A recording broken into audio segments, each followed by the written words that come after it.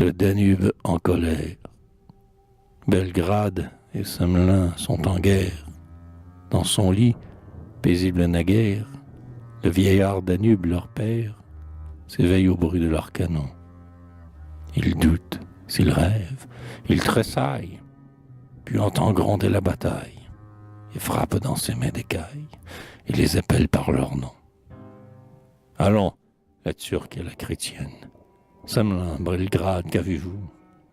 On ne peut, le ciel me soutienne, dormir un siècle sans que vienne vous éveiller d'un bruit jaloux, Belgrade ou Semlin en courroux.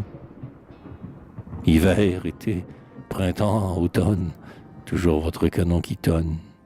Bercé du courant monotone, je sommeillais dans mes roseaux. Mais comme des louves marines, jettent l'onde de leurs narines. Voilà vos longues coulevrines qui soufflent du feu sur mes os. Ce sont des sorcières oisives qui vous mirent pour rire un jour, face à face sur mes deux rives, comme au même plat de convives, comme au front de la même tour, une aire d'aigle, un nid d'autour.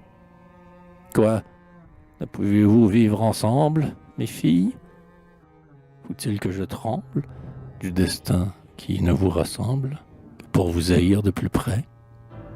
Quand vous pourriez, sœur pacifique, mirer dans mes eaux magnifiques, Semlin, tes noirs clochers gothiques, Belgrade, tes blancs minarets? Mon flot qui dans l'océan tombe, vous sépare en vain, large et clair, du haut du château qui surplombe, où vous unissez, et la bombe, entre vous courbant son éclair, vous trace un pont de feu dans l'air. Trêve, taisez-vous, les deux villes, je m'ennuie aux guerres civiles.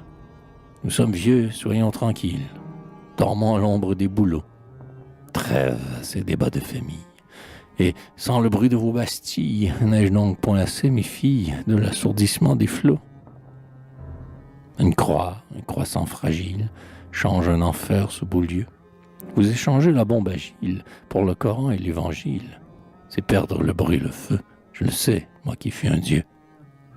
Vos dieux m'ont chassé de leur sphère et dégradé, c'est leur affaire. L'ombre est le bien que je préfère, pourvu qu'ils gardent leur palais. Ils ne viennent pas sur mes plages déraciner mes verts feuillages et m'écraser mes coquillages sous leurs bombes et leurs boulets.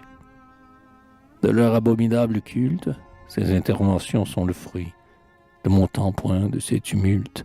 Si la pierre des catapultes battait les cités jour et nuit, c'était sans fumée et sans bruit.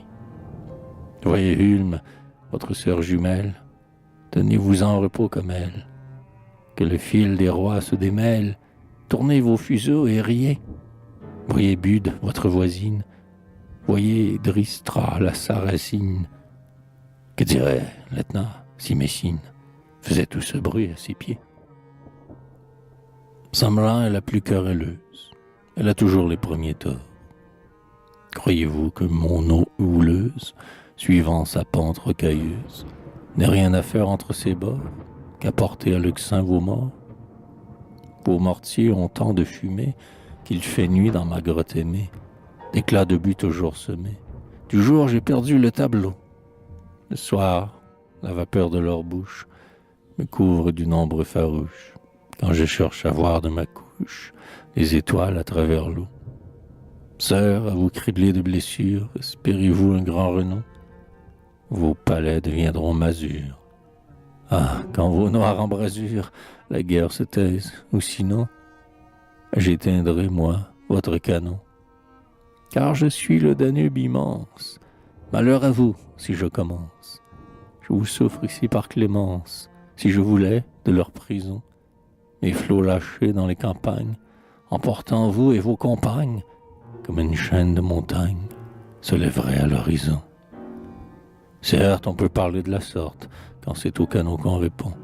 Quand des rois en baignent la porte, lorsqu'on est Danube et qu'on porte, comme l'Euxin et l'Helpont, de grands vaisseaux au triple pont. Lorsqu'on ronge 100 ponts de pierre, qu'on traverse les 8 Bavières, qu'on reçoit 60 rivières et qu'on les dévore en fuyant.